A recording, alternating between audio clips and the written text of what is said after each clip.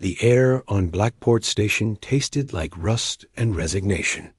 Myra pressed her daughter closer to her chest, feeling Desta's small heartbeat flutter against her ribs like a caged bird. The child hadn't eaten in 2 days. Neither had Myra, but her own hunger was nothing compared to the hollow ache of watching her daughter fade. "Mama," Desta whispered, her voice paper-thin. "My stomach hurts." "I know, Starlight. I know." Myra smoothed the girl's silver hair, so much like her own, and tried to keep her hands from shaking. The crystalline patterns on her skin, once luminous with health, had dulled to a lifeless gray. Desta's violet eyes, mirrors of Mira's own, had lost their inner glow. Blackport Station didn't care about dying Elverians. Barely cared about anyone. The station sprawled like a mechanical tumor on the edge of disputed space, a place where laws were suggestions and desperation was currency. Mira had arrived here 3 weeks ago on a transport full of refugees, clutching Desta and the last few credits she'd earned cleaning waste. Reclamation tanks on the previous station. Those credits were gone now. So was her pride. She stood in the shadows of Dock 7, watching the ships come and go. Most captains didn't even glance at her. Those who did looked away quickly, unwilling to take on someone else's problems. She'd learned the universal language of rejection in a dozen ports across 3 systems. But tonight, she couldn't afford rejection. Tonight, she would do what she'd sworn she'd never do. A heavy transport ship docked with a pneumatic hiss. The name Wandering Star was barely visible beneath layers of grime and patch welds. It looked old, tired, held together by stubbornness rather than engineering. Mira understood that feeling intimately. A man emerged down the cargo ramp, shoulders hunched against the station's artificial chill. He was human, probably in his late 40s, with graying brown hair and a face that had forgotten how to smile. His jacket was military surplus, patched in a dozen places, and his boots made heavy sounds against the metal dock. Myra stepped forward before she could lose her nerve. "Please," she said, her accent wrapping around the human words. "Please, I need to speak with you." The man stopped, his gray eyes moving from her face to Desta, then back again. He didn't speak. "I have nothing to trade," Myra continued, the words burning her throat. "No credits, no skills you need. But I can offer myself. Not for pleasure.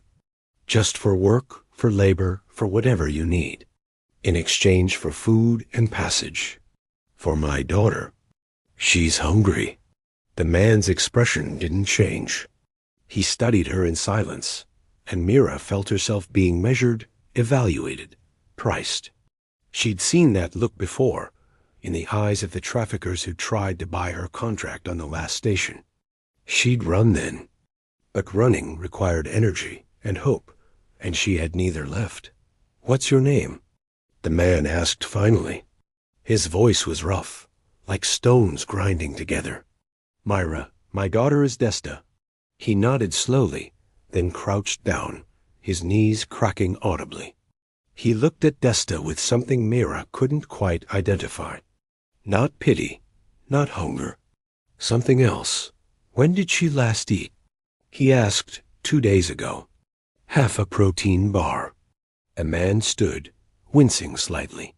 He looked at Myra again, and she braced herself for the negotiation, for the degradation that would follow.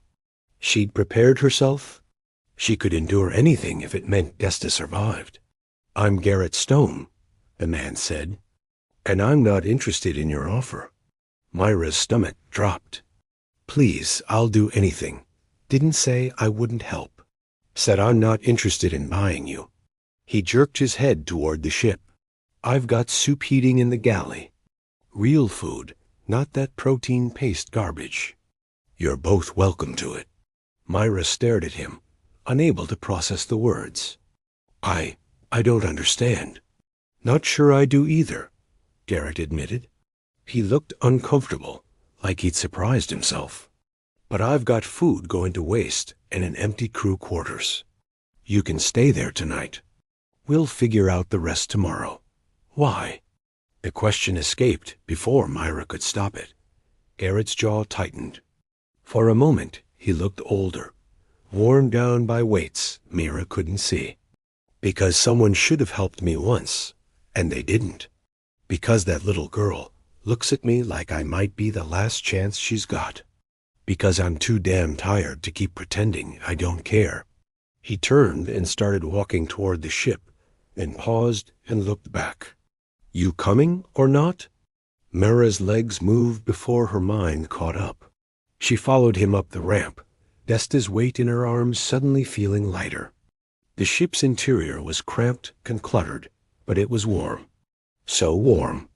The smell of real food hit her, and Desta stirred, lifting her head. Is that ... soup? The child whispered, wonder creeping into her voice.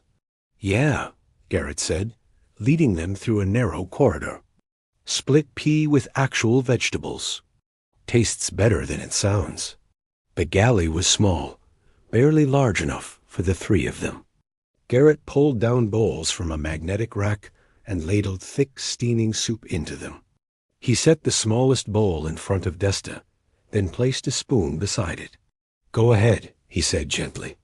It's hot, so blow on it first. Desta looked up at her mother, seeking permission. Myra nodded, her throat too tight to speak. The child picked up the spoon with trembling hands and brought a careful bite to her lips. Her eyes widened. Mama, it's good. It's so good. Tears burned behind Myra's eyes, but she fought them back. Crying was a luxury she couldn't afford. Not yet. Not when this might still be some kind of trap, some elaborate cruelty. But Garrett just sat down across from them, his own bowl forgotten, and watched Desta eat with an expression of quiet satisfaction, as if her joy was payment enough. Why are you really doing this? Myra asked softly. Garrett was quiet for a long moment. I had a son once, he finally said. About her age. He died 6 years ago. Plague hit the colony before they could evacuate. My wife, too. He stared down at his hands. I spent a long time after that wishing someone had helped them when I couldn't. Wishing someone had cared enough to share a bowl of soup. Understanding settled over Myra like a blanket. This wasn't charity. This was grief, transformed into something almost like kindness. I'm sorry for your loss, she said, meaning it. I'm sorry for whatever brought you here, Garrett replied. They sat in silence while Desta ate, the ship humming around them with mechanical contentment. Myra felt something unfamiliar stirring in her chest, something she'd thought died with Fallon on that plague ship. Not hope, exactly. Not yet. But maybe the memory of what hope had once felt like. You can stay as long as you need, Garrett said eventually. No strings. No payment. When you're strong enough to leave, I'll make sure you have enough credits to start somewhere better than this place. I don't know how to thank you. Don't thank me yet, Garrett said. But there was something almost like warmth in his voice. You haven't tried my coffee. Desta finished her soup and looked up at Garrett with those two large violet eyes. Are you an angel? She asked seriously. Garrett's expression softened in a way that transformed his entire face. No, kid. Just someone who remembers what it's like to need one. He stood and cleared the bowls, moving with practiced efficiency.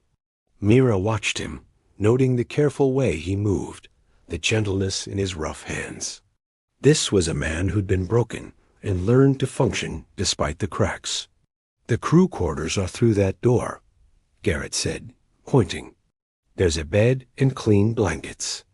Shower works most of the time. Water's recycled, but it's hot. Myra stood, lifting Desta into her arms again. The child was already drowsy, filled and warm for the first time in too long. What about you? I'll take the pilot's chair. Done it before. Garrett paused, then added, lock the door if it makes you feel safer. But as Myra carried Desta to the small room, she realized she didn't want to lock the door. For the first time in months, she didn't feel the need to. The bed was narrow but soft, and the blankets smelled clean. She laid Desta down and curled around her, pulling the blanket up to their chins. "Mama," Desta murmured sleepily. "Is he going to keep us?" "I don't know, Starlight. I hope he does. He has kind eyes." Myra closed her own eyes and listened to the ship's heartbeat around them. In the galley, she could hear Garrett moving quietly, cleaning up, preparing for departure. She didn't know what tomorrow would bring. Didn't know if this fragile shelter would last beyond tonight. But for now, for this moment, they were warm and fed and safe, and that was more than she dared hope for in a very long time. Morning on the Wandering Star arrived without fanfare. There was no sunrise in deep space, just the gradual brightening of interior lights as the ship's system cycled into day mode. Myra woke to the unfamiliar comfort of warmth and the even more unfamiliar absence of fear. Desta still slept beside her, one small hand clutching the edge of the blanket. The child's breathing was deep and even, no longer ragged with hunger. Her crystalline skin had regained a hint of its natural shimmer. Though full health would take time, Myra slipped from the bed carefully, not wanting to wake her daughter. She found a small washroom attached to the crew quarters, hardly bigger than a closet, but functional. The mirror showed her own reflection, and she barely recognized herself. Her silver hair hung in tangled waves past her shoulders. The violet of her eyes seemed faded, like flowers left too long without water.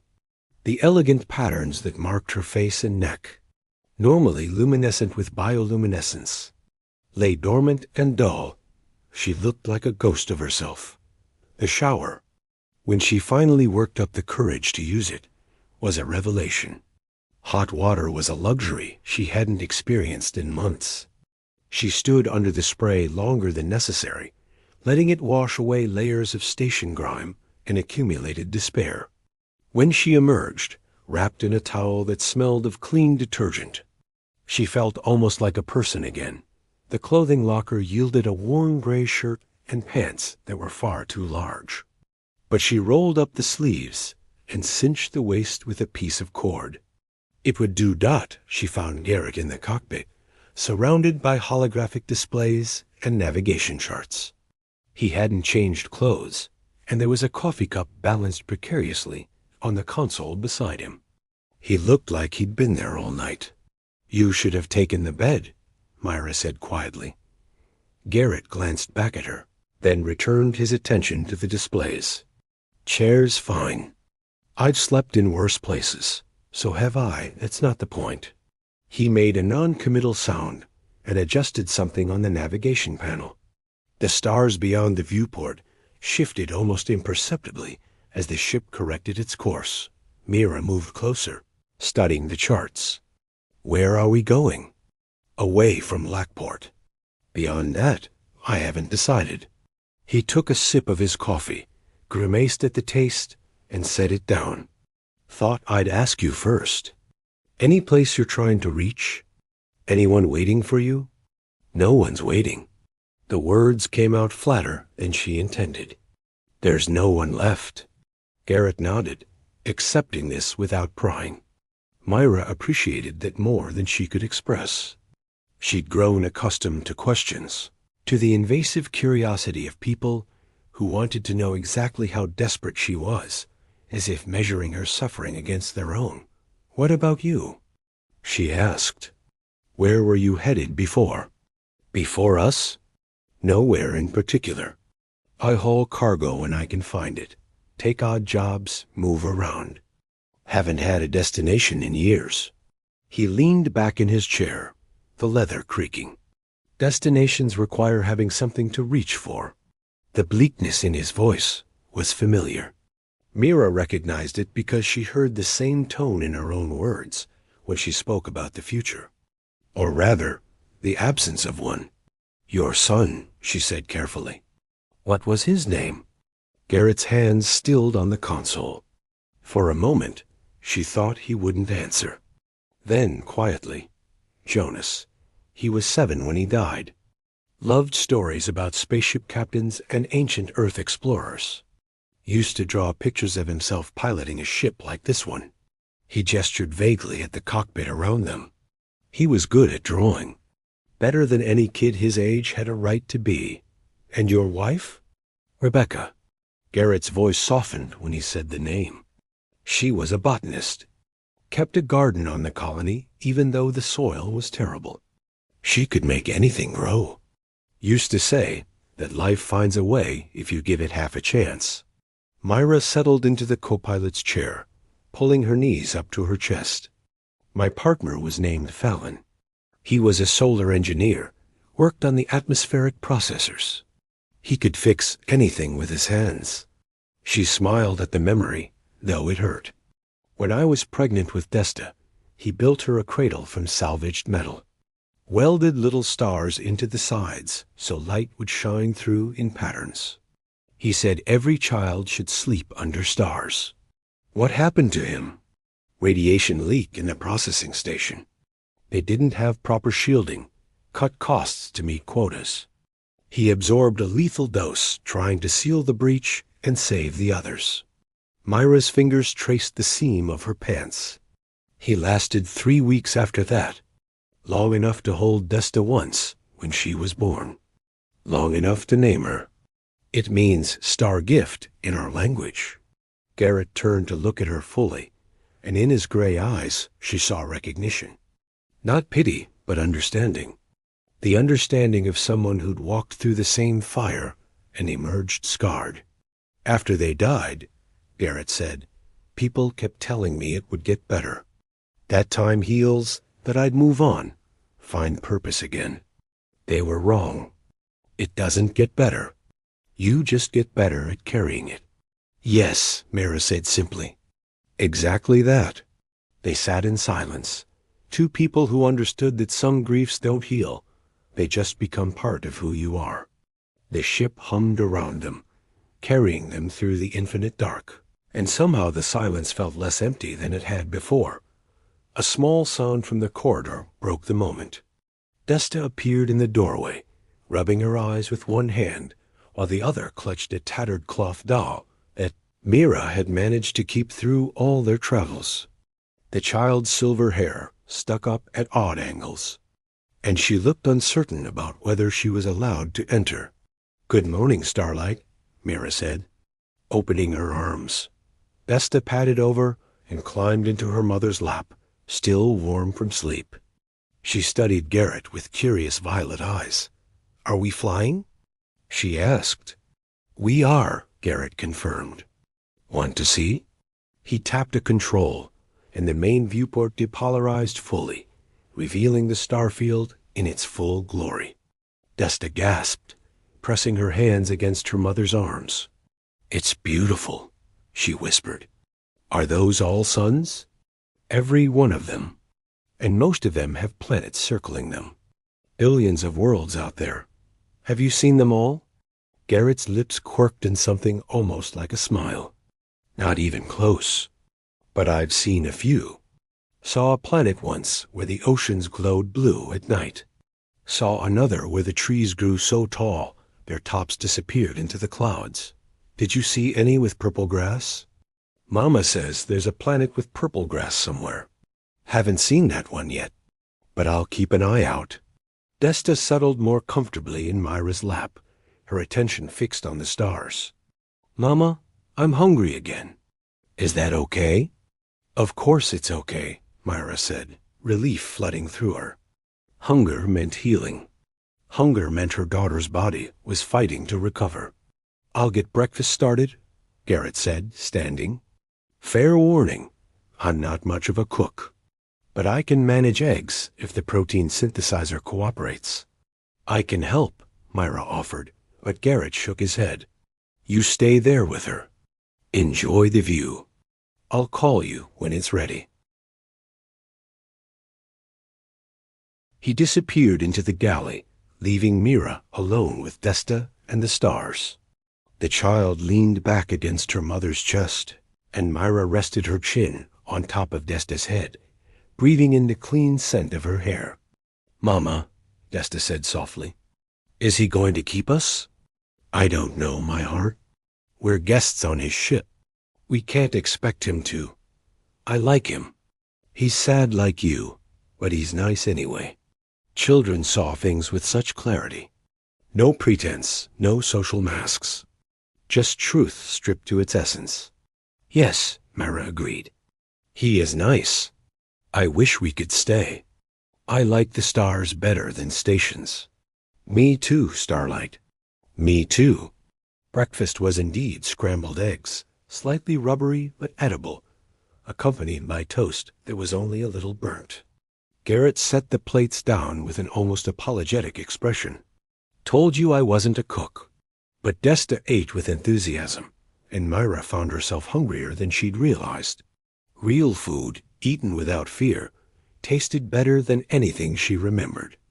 "I need to ask you something," Garrett said as they ate, "and I need an honest answer." Myra tensed, her fork pausing halfway to her mouth. "All right. Are you running from someone? Anyone who might come looking?" She considered lying, then decided against it. He'd offered them shelter. He deserved the truth. There was a man on Blackport. Called himself Vorik. He offered to buy my contract from the refugee transport, said he'd provide housing and work. I refused. He didn't take it well. Sighed I'd come crawling back eventually. Vorik. Garrett's expression darkened. Tall guy, Carvati heritage, scar across his left eye. You know him? Know of him. He runs a trafficking network through the outer stations. Calls it contract labor, but everyone knows what it really is. Garrett's jaw tightened. If he thinks you're his property, he might come looking. Fear spiked through Myra's chest. Should we leave? Go back? I don't want to bring trouble to you. You're not going back anywhere.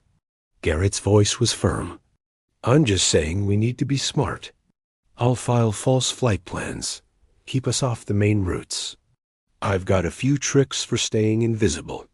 Why would you risk this for us? Garrett looked at Desta, who was focused on her eggs, oblivious to the adult conversation. Because nobody helped my family when they needed it.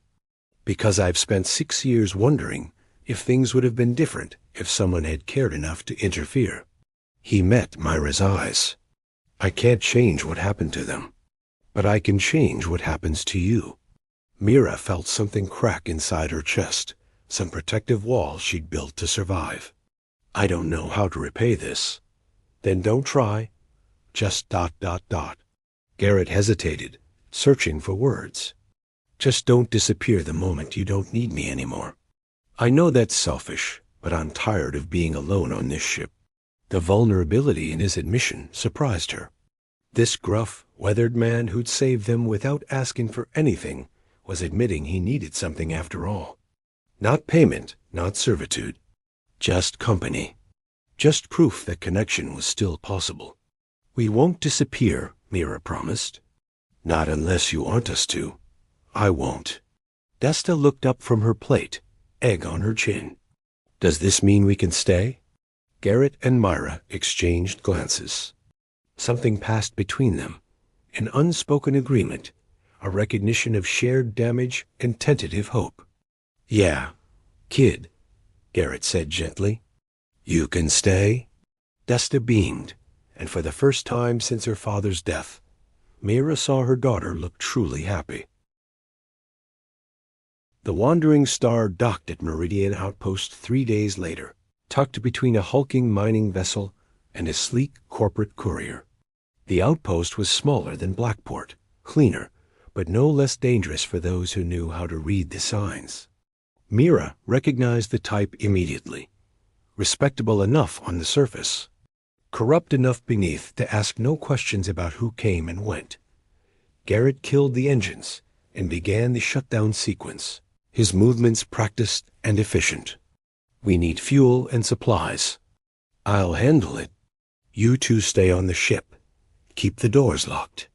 Myra looked up from where she'd been teaching Desta basic ship maintenance, showing her daughter how to check pressure seals.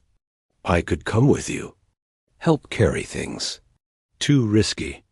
Vorik has connections everywhere, and your people aren't exactly common in this sector. You'd be noticed. He was right, but Myra still felt the old helplessness creeping back. 3 days of safety had made her forget how precarious their situation truly was.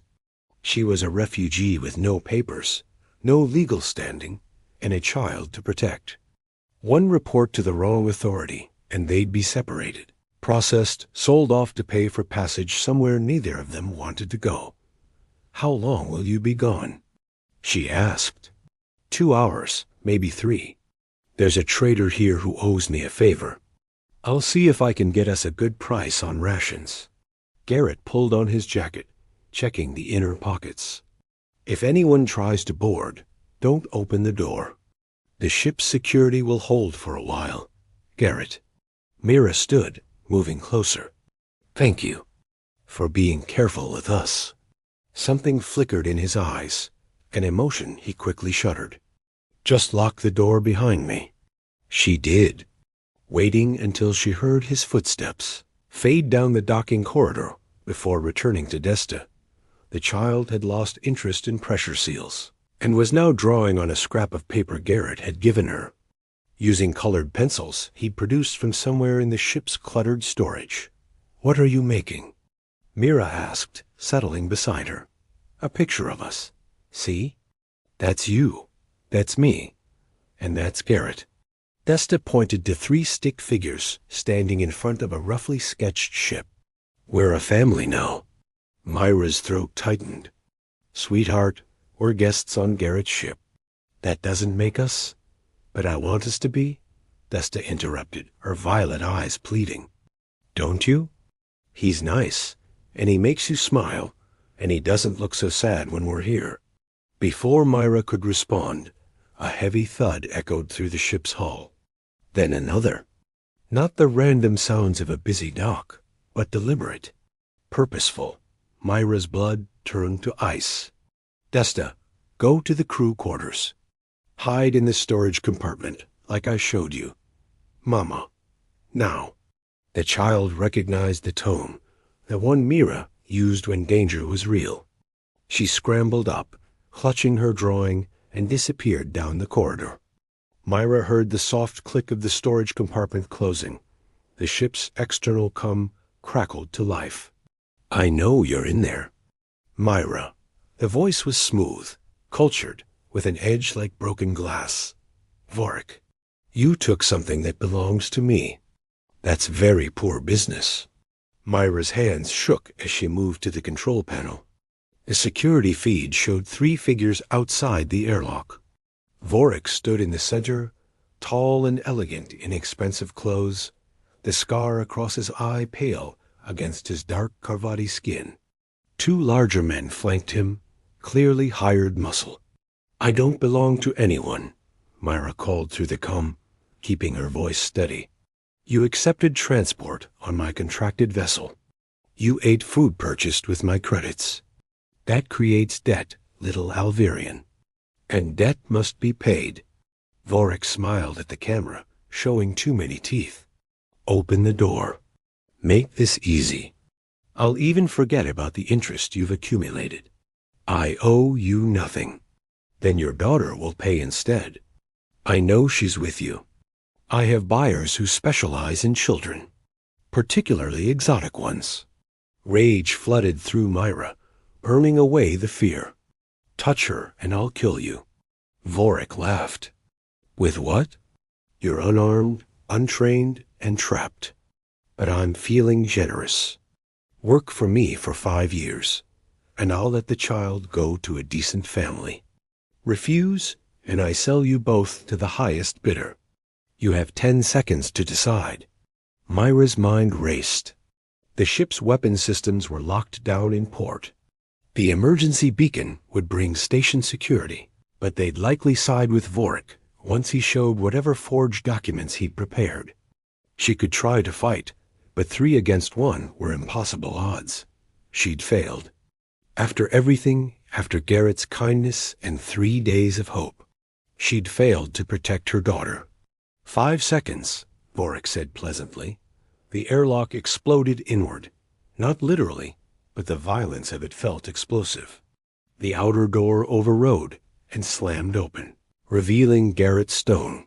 He moved like a storm given human form, his fist connecting with the first guard's jaw before the man could react. The guard went down hard, his head bouncing off the deck plating. The second guard reached for a weapon, but Garrett was already inside his reach, driving an elbow into the man's throat. The guard staggered back, choking, and Garrett swept his legs out from under him. It took less than 5 seconds.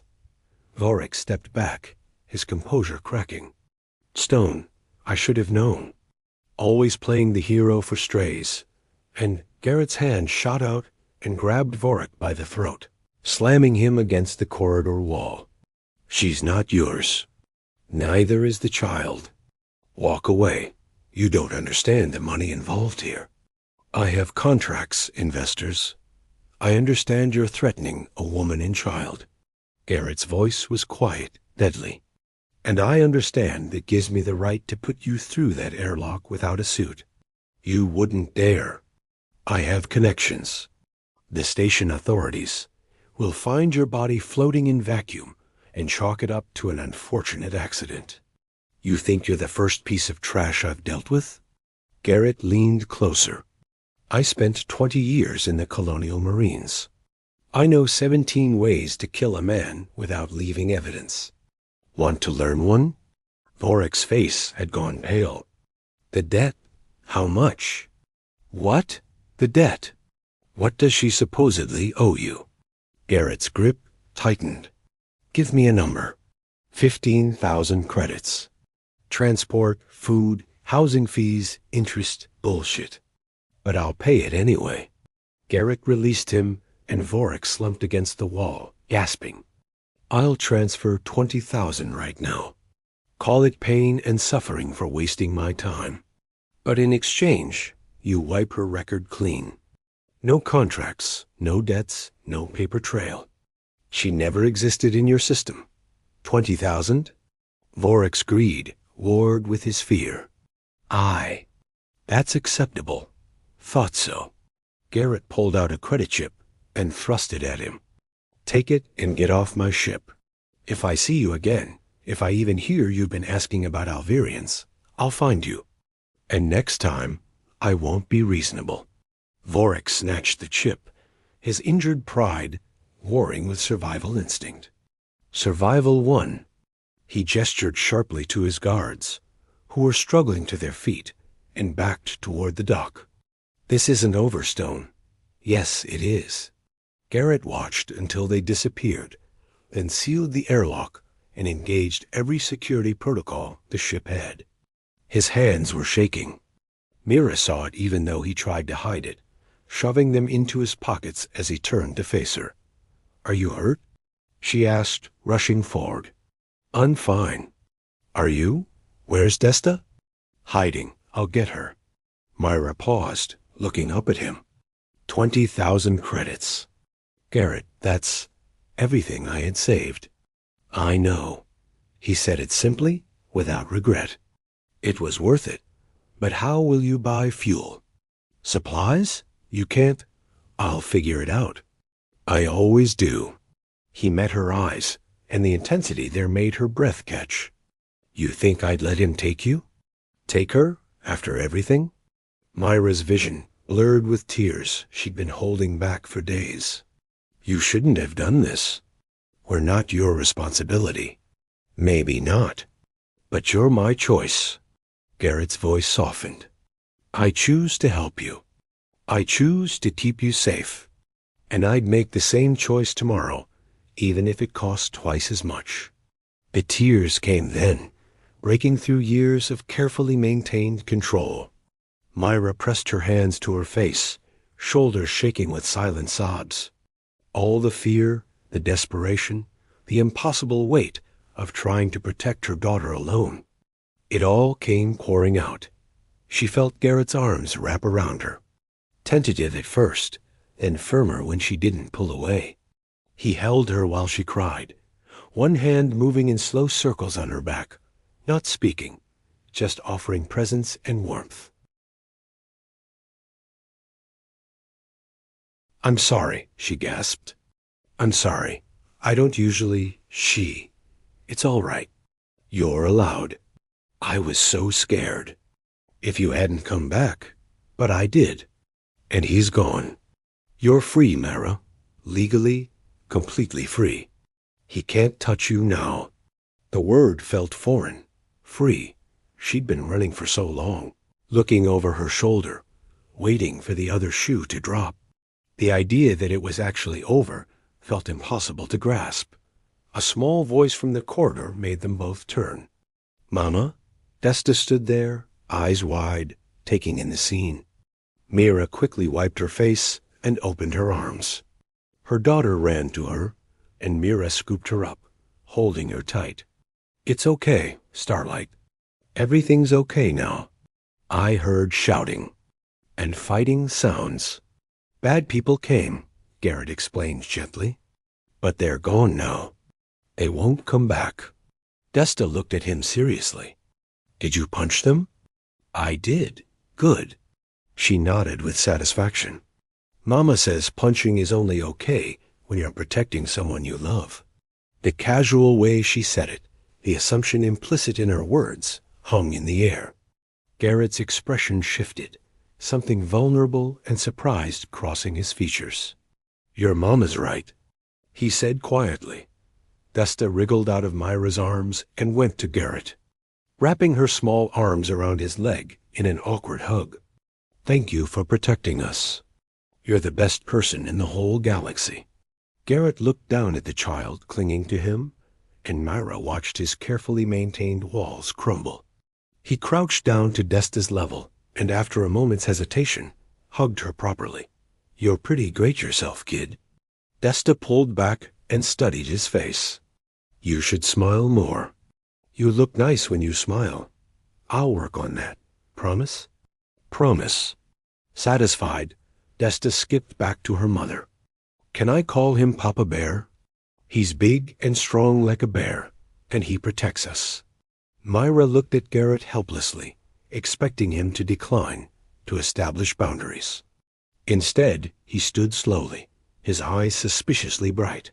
"Yeah," he said, his voice rough. "Yeah, you can call me that." Desta beamed. "Papa Bear, can I show you my drawing?" "I'd like that." As Desta ran to retrieve her picture, Myra moved closer to Garrett. "You didn't have to agree to that. I wanted to." He looked at her, and in his eyes she saw the same thing she felt in her own heart, grief and hope tangled together. The terrifying possibility that maybe, just maybe, they could build something from their shared ruins. "I've been alone for 6 years, Myra, and these past 3 days, they've reminded me what it feels like to have a reason to come home." "We're not your family," Myra whispered, but there was no conviction in it. "Maybe not yet, but Desta seems to think we could be." He smiled, small and uncertain. "And she's the smartest person on this ship." Desta returned with her drawing, proudly displaying the 3 stick figures. "See, that's our family." Garrett took the picture carefully, as if it were made of glass. "Can I keep this?" "Yes. You can put it in the cockpit so you always remember we're together. I don't think I could forget if I tried." That night, after Desta fell asleep, Mira found Garrett in the galley, staring at an empty credit account on his datapad. He looked up when she entered, quickly closing the screen. "We'll be okay," he said before she could speak. "I've got a contact who needs cargo hauled. Won't pay much, but it'll get us fuel and food. Garrett, you gave up everything for us." "I gave up credits." "That's not everything." He set the datapad aside. "Everything I cared about died 6 years ago. Or so I thought. But these past few days, I felt something I didn't think I'd feel again." "What?" "Purpose, hope, something worth protecting." He stood, moving closer. You and Desta, you're not a burden. You're a gift I didn't know I needed. Mira reached out and took his hand, feeling the calluses from years of hard work, the warmth of his skin. Ben will rebuild together. All three of us. Together, he agreed, Dot, and in that moment, standing in the galley of a worn-out ship, they made a silent promise. Not spoken, not official, but real nonetheless. They would be each other's family, stitched together from loss and loneliness, but no less genuine for it. Somewhere in the forward compartment, Desta's drawing hung on the cockpit wall, a child's vision of what they could become. Dot, and for the first time in longer than either could remember, the future looked like something worth reaching for.